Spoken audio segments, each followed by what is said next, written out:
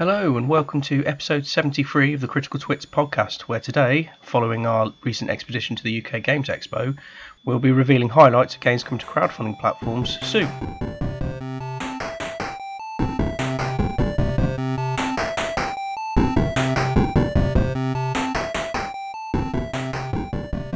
Hello and welcome back. I am Aaron Vrinsky and today I'm sat here on my own. The others are busy correlating all their stuff from the UK Games Expo, leaving me to, well, make this up. So today we'll be going through a bunch of games we found at the UK Games Expo that intrigued us and that are coming soon to various Kickstarter or crowdfunding platforms, which we'll give links to in the description. With each of these companies, we've had little interviews with the developers of the games to give you a bit more of insider information on how the game works and what it's about. And we hope that these interest you as well. So first of all, we have an interview with Mage Company about their upcoming Grim Fairy Tales inspired dungeon crawler, 12 Realms Dungeon Land. With Panos from Mage Games about Dungeon Land 12 Realms. Thank you. So, guys, nice meeting you. Please ask away. What is Dungeon Land 12 Realms for those of us who don't know? Dungeon Land 12 Realms is a cooperative game for 1 to 4 players. It's basically a dungeon crawler, but it has a ton of extra stuff in the box. You have 3 different modes of play, where you can play your typical campaign included in most dungeon crawlers. You can play the Epic Quest, which is the campaign experience in one go, in a very short amount of time, and you can also play the arena game, which is basically a PvP brawler. Yeah. As they showed us that briefly before, with protecting the bar from getting the booze stolen from the back. Yes, exactly. It's the arena is like a tavern where you actually protect the booze. Like the heroes fight over the booze, and there is a variant where you protect the booze from the incoming hordes of monsters because we need it for the war. Like they can't fight without it. Yeah, fantastic. So how does it's a dungeon crawler. How does the combat and stuff work? Yes, the combat, which is the main thing in all dungeon crawlers, how it works is it uses the success system. Yep. So we have a bunch of custom dice, and depending on the weapon you use, you have to roll appropriate successes. And then the opponent rolls defense dice, and he has to roll his successes, and they cancel each other out. Whatever is left, it's the damage that he takes. Yeah. Basically, the only difference on that and the special thing is the glyph system we use in spells. Cool. Where spells, you actually have to roll a certain combination of symbols. You don't require one certain symbol, but different spells require different combinations of symbols. For example, Fireball requires like a ranged and a melee, while Magic Bolt requires 2 melee or 2 ranged, and so on and so forth. That's quite and cool. so, if you roll like double the combination needed for a spell, you do actually an empowered version of it. Oh, brilliant! That's Swing it more. Cool. Yeah. I think a big part of the appeal looking at the stuff is actually kind of the art and the style of it. Yes, it's all done in a like cartoony arcade style. The whole game, even the feel of the gameplay is like the arcade games of old. Imagine like 80s, 90s console games, with the Joy-Cons and everything. Yeah. So like Golden Axe and that kind of thing. Yes, exactly. That's exactly the feel we get. Like for people who have played Golden Axe, it's like Golden Axe in a box, because you go through the rooms, you slay the enemies, more loot, go in, and then you're like, yes, I have it. I have the cool weapons, I have everything, and then you go to the boss. And it's like, oh crap, I don't have it. That's cool. I really like the setting as well. I like the sort of a dark fairy tale kind of setting. Yes, the setting is the 12 Realms universe, where it's like all the characters and all the tales from the 12 Realms all happen in the same universe. We have all the classic characters like Snow White, Red Riding Hood, the Granby Dwarf, everybody, and Snow White. And what happens basically is all these realms get invaded by dark forces, and the heroes try to retaliate and fight back because the story starts to end badly and bad things start coming and the land gets corrupted and everything. But the story is quite dark, although the theme is like fairy tale. It's about fairy tales. It's an adult version of it. It's like a darker theme. Oh, fantastic. The story with the campaign then, is it sort of linear? You just go through the thing? No. That's the thing. In the campaign, we strive to make it really interesting for people and really replayable. Yeah. So from the 16 scenarios that are going to be included in the base game, you're only going to play 9 in each campaign. And why is that? Is that because each scenario is going to change depending on your choices on the previous scenario. Okay. So how it happens is, for example, in one scenario you might choose if if you leave a bad guy go away, or if you kill him. Where if you kill him, some people will be pissed about it because it's not like the way of the good guys to do. So, and they might not aid you later on. Where if you let him go, he might come back and seek revenge later. Yes. So it's a hard choice to make, and depending on your choices, the campaign will lead to one of the 4 possible endings. Oh, fantastic. So when is it on Kickstarter? It is live right now, as we speak. It's almost funded also. It's going well. We'll have a ton of stretch goals for you to unlock. We have almost all stretch goals and miniatures. Yeah. So the base book comes with 46 miniatures, and you unlock more for each stretch goal. You keep unlocking. So if it goes well, you might look even at like 80, 90 miniatures in one box. That's fantastic. So when do you finish? When do people need to get in and check out the Kickstarter? When does it stop? Oh, it stops in 25 days, if I remember, 23 days, something like that. It was there 2 days ago, 1 day ago, sorry. So you're looking at the end of June? Yes, the end of June is when the Kickstarter is due. And the game, we would like to point out to the people that the game is almost finished.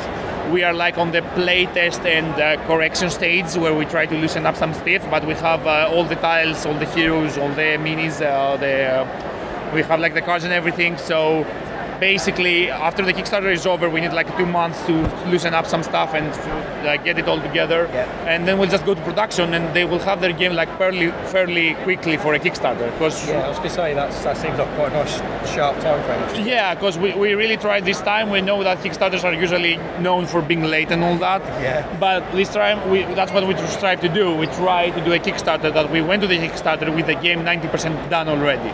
Yeah. Where we didn't go with just like an idea, and when it's done, we're gonna like develop it later on. It's 90% ready. If it gets funded and everything goes well, we do some proofreading and all that. It's play testing, balancing, and then it goes to development straight away. Because this isn't your first game, is it? We as Twisted Brother, me and my colleague Nick, yes, this is our first game as designers that we have designed on our own. We do it for Mage's Company. Of course, they are publishing it, but yeah, it is our first game as designers. We have also worked with some other projects of Mage's Company, like the other Captain 2nd Edition rule set and all that. But yeah, this is our first own unique game. Yeah. So it's fantastic. I was going to say, it doesn't even look like it needed much tweak, because I've had a quick flick through the campaign rulebook earlier. It's got a lot of depth, but actually seems very clear and obvious what everything meant. Yes, it's lovely. Our basic concept is make a simple game with rules, but give a ton of options. Yeah. So basically, we didn't focus on the rules. We didn't focus on adding like tons of different mechanics. We focused on having simple mechanics, but they actually give you a ton of options. So for example, for leveling up, we have like the skills, but you have like 5 different skill trees, and each character has access to 2 of them, and they have a ton of abilities.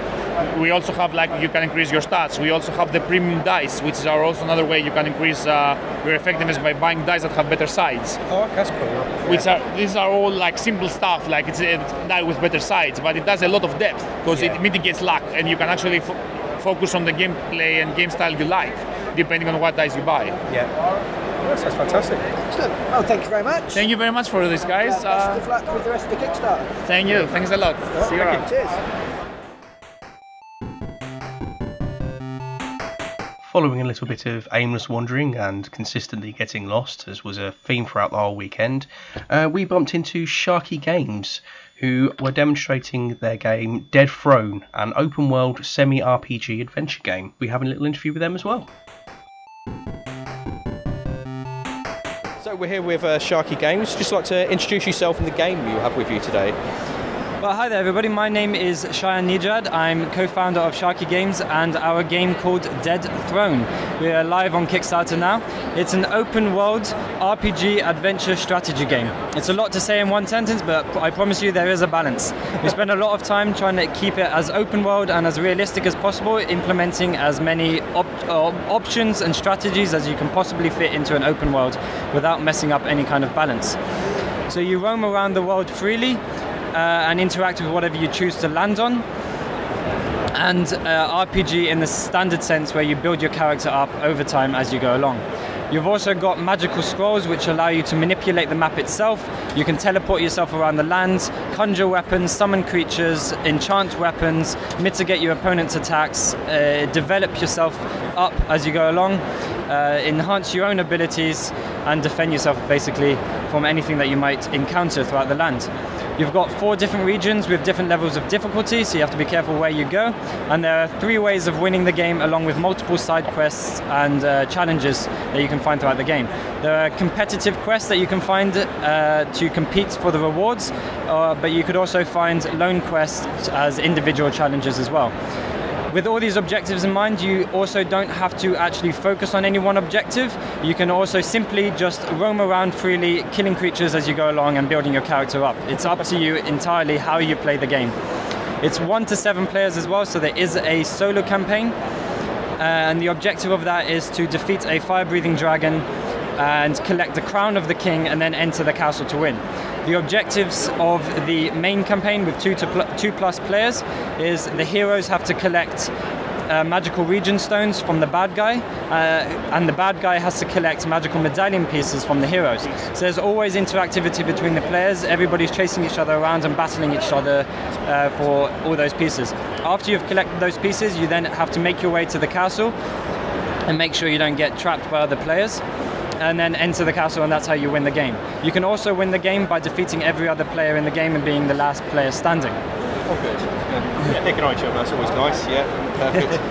I've noticed looking around at this, like with the box the game comes in, and there's a stand, which I'll put a picture of up now, for the actual cards and stuff. Was that something you deliberately thought of when you were coming up with the game? That's already there, yes. Once you purchase the game, and obviously when it arrives, it's all there in that box, and all compactly and neatly held within the box itself. Fantastic. Because we do love a good box on our channel, and this looks like it's actually organised lovely. Yeah, I mean, well, one of the reasons I came over was because it's got a really nicely organised box that everything fits into. The map, unlike having a big, because I compared it to Talisman when I originally asked you about it. But rather than having one big fold-out board, it's all nice hexagonal tiles, which again, they'll have in pictures up so people can see. Yeah. And yeah, everything looks like it fits together really nicely. I really like the individual character sheet card thing holders that you get, because again, unlike say Talisman, you've got somewhere for everything to live. Yeah. And the pro version with the market that has sliding things is amazing. Well, that is very cool, actually. Yeah. The sides slide up and down and cover different bits up. That's a genius. Yeah. That's very Thank cool. you. Because I don't know the thing you do have on with Talisman and all of these games. You just get inundated with stuff. Well, again, like you said earlier, Talisman's very sort of single track. Yeah. There's not much. You roll a dice and you can do X or Y. Yeah. Where you seem to have put in actual options for players. See if you really transport that RPG element into a tabletop game. We wanted to keep it as open world and realistic as possible in the thought process that you put into it. So what you think you might be able to do in real life is probably what you can implement into the game as well. Oh, fantastic! Yeah, rusty nails. I think we'll find some of that. No, that looks fantastic. Cool. So I hope you do well with your Kickstarter. But thank you very much.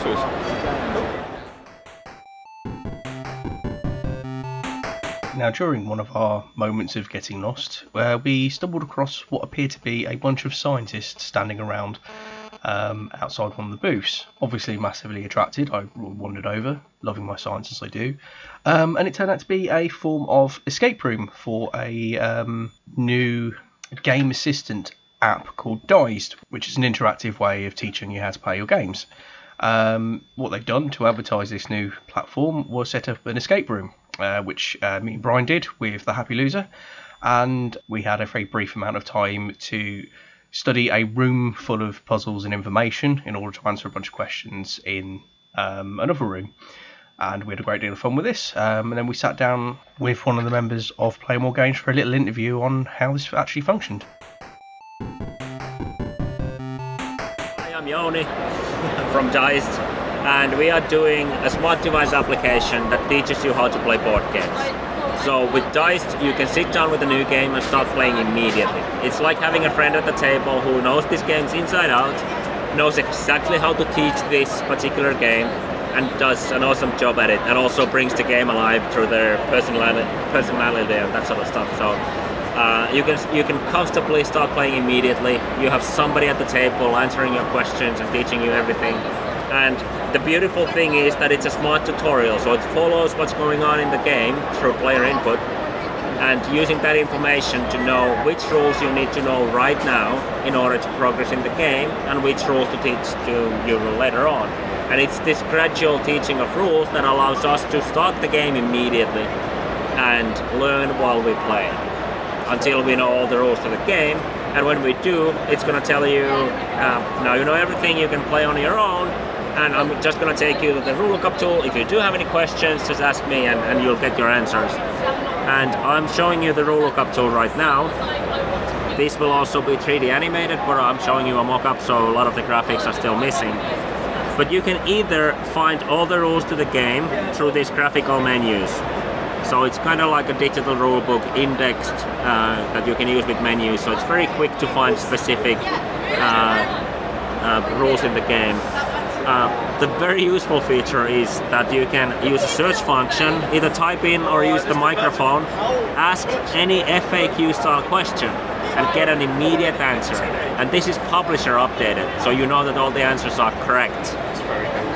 So this is the very useful feature for returning players. You already know the game, but then that weird thing happened where two players have the same card at the same time. So how is this resolved? And you get the immediate answer. If it's not there, the publisher will know about it and they can actually go in and answer your question. So this is how it gets better and better over time as well. And these sort of tools we want to do for all the games out there. So, yeah, that makes sense. Are you out and about? Are you available now, or is this something that you're in the process of launching? Dized will be downloadable in August, so in a few months.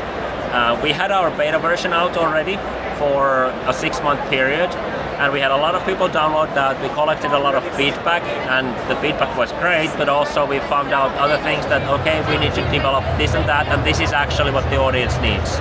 So we took the beta version down a month ago, and now we're developing the actual thing. Now we've analyzed the data, and now we know what we need to build. What is the service that benefits the players and the industry the best? So what is it that made you specifically want to do this? I love games. I hate rulebooks.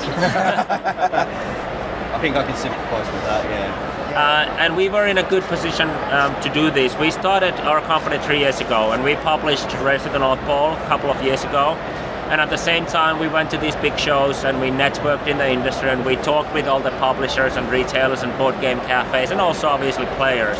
And we wanted to find out, all right, what is the best thing we can do with apps? Because we are from Finland, in Helsinki, where we have a lot of other mobile gaming studios, Supercell, like Clash Royale and just these games. Angry Birds is from, Rovio is from Finland as well, from Helsinki. And we see these guys all the time in Helsinki, so we have a lot of that knowledge. We know how to build a mobile app. And now we were in the industry and we figured out, okay, the best thing we can do with an app is solve the rulebook issue. Yeah. People want to play games, not study how to play games. And that's what we want to do. We want to take you into the game immediately. I was going to say, for our group, I know we've got some less hardcore board gamers, should we say, who enjoy board games but don't enjoy the rulebook, but they want to get on with the game straight away. And something like that would be wonderful. So I'm rubbish at explaining rules. Yeah. It's a game of telephone. Like somebody teaches you a game, because that's usually the preferred way. People want to learn from somebody. Yeah.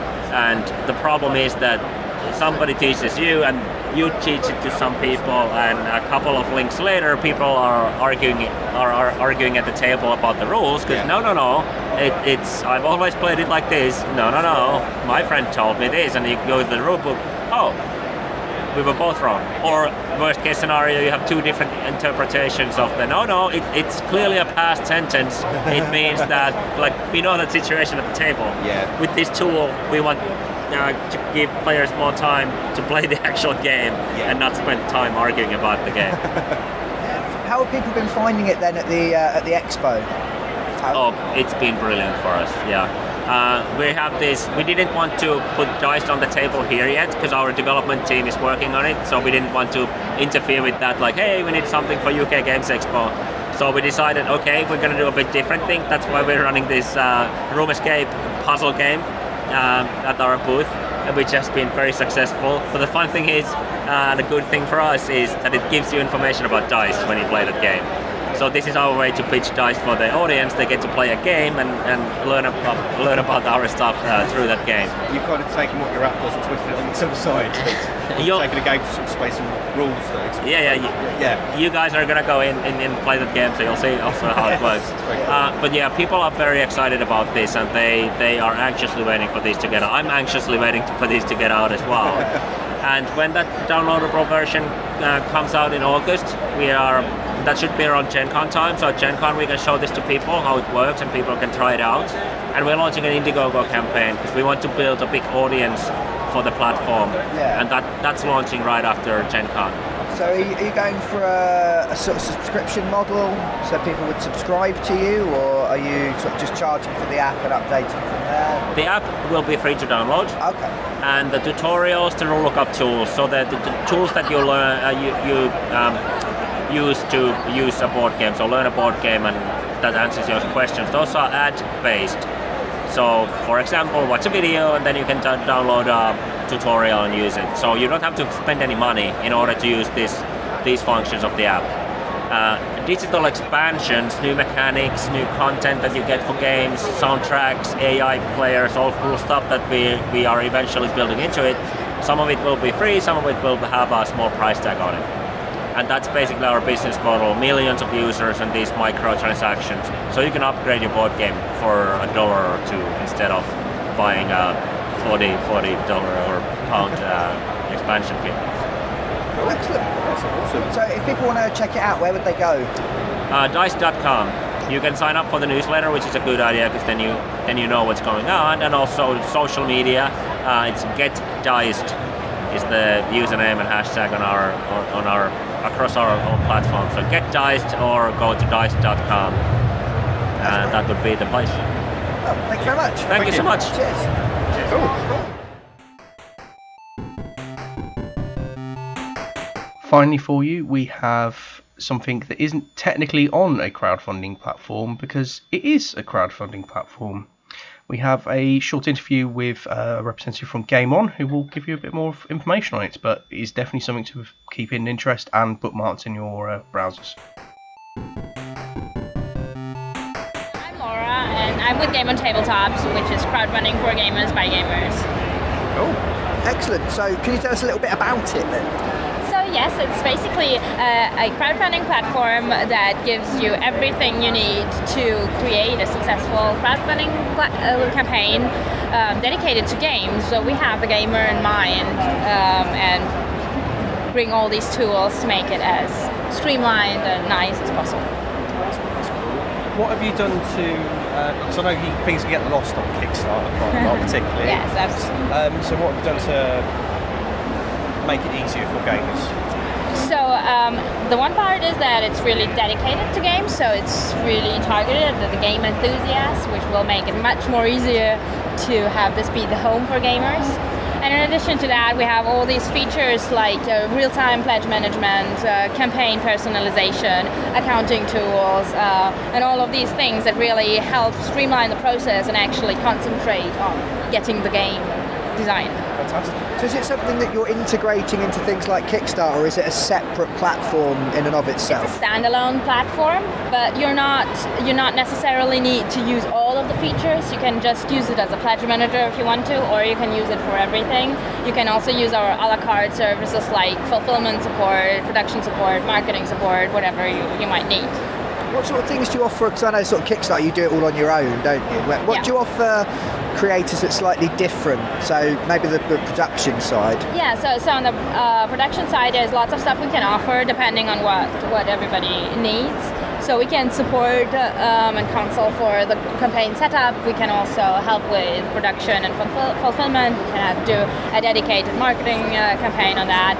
And in addition to that, you always get all the features of the website, which really help you streamline and really figure out your costs and whatever you might run into. The team behind Game On has been running a successful crowdfunding platform in France for 4 years with a 100% success rate. So what they did when they set about building this was to answer all of the questions, all of the things that were left open that they weren't getting with other sites, with other platforms, all of the things they wanted. And one of the most encouraging things that we've encountered when we pitch this to publishers, they come out with quotes saying, literally, you have thought of everything we wanted in a crowdfunding platform. So it makes the process much easier for publishers because you get all these amazing tools that aren't in other sites that we're already used to, like HTML in your product page. You can make a customized campaign page. There's the auto pledge or real-time pledge manager, auto updates. All of these things that, like, if you've ever run a Kickstarter campaign, you hit a goal at 3 in the morning. You're up at 3 in the morning making all of those changes to your site and adding the stretch goals and add-ons and all that. This, you can do it all in advance. It does it for you.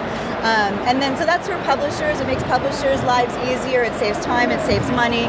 It's a lot sexier, a lot more cool stuff to it. But then for those of us in the community, since the crowdfunding for gamers by gamers thing is that we think, the tabletop community are the ones who know tabletop games best, right? So we're really hoping that it's going to be a new home for gamers to find their favorite new games, to champion the unknown designers who may not be getting somewhere in the spotlight elsewhere, because the community is going to be able to lift those up on their own. So, are you adding any sort of community features to the platform for maybe the people that are backing rather than so they're already the comment sections, of course, but there are going to be forums and there are going to be events. We're going to try and support new game designers and reach out to them, really create a community all around creating and discovering new and awesome games. And like Laura said, about helping to discover new gamers, or new game designers, that's part of what our little deal is here with one of our activities here at the show. So we've got these blank game components, and we're encouraging people we give you 20 points to buy whatever you want, some dice, some meeples, some tiles, whatever. Go make a game by the end of the day that plays in less than 10 minutes. Bring it back and show us, and we'll judge on our own what we think is the best one.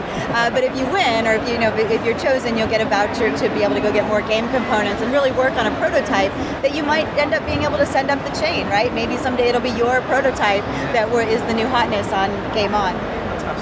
So you're going for a bit more of a personal touch, whereas Kickstarter's a bit like, just throw stuff up and do your thing, that's fine. Well, there's so much on Kickstarter, and obviously it was an innovative platform when it came out, but there's so much on there, whether you want, your new tent or your new bicycle or your new barbecue, and this is dedicated to tabletop games by gamers, so, it's us. Yeah, and the success of publishers going through our website is our success. So of course we want to be there and make it happen and make it the best experience possible for everyone involved. That sounds really good. Well, best of luck. Well, thank you. How can people find it? So if they want to come and have a look? Yeah, so you can go to www.gameontabletop.com or you can find us on Facebook or Twitter. You can already sign up there to be kept informed about the news, and we're launching next week with the first project, Pinnacle Game Entertainment launching. Savage Worlds. Ooh. Yeah, so Pinnacle Entertainment had a crowdfunding campaign recently for the Goon and Fear Agent, and we are going to be bringing that campaign to continue on Game On. And it's going to start, correct me if I'm wrong, but it's going to start from where that last campaign left off. So already funded at a certain level, already a certain amount of unlocks, and then we're going to take it to the next level. Sounds great. With more awesome partners coming soon. Sounds really good. Thanks very much. Thank you. Well, and that's it for our crowdfunding special. Thank you very much for listening. We will be having some more coverage of things from the UK Games Expo. We've spoken to people about miniatures games, some RPGs. We have an in-depth interview with somebody from an escape room and who runs a zombie run campaign. And Joe has been dutifully covering a lot of Netrunner bits and pieces from his tournament, so we'll have lots and lots of new tasty content for you soon to do with this.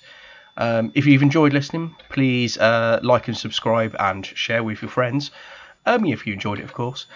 And yes, we will see you soon. I've been Aaron Vinsky. Bye.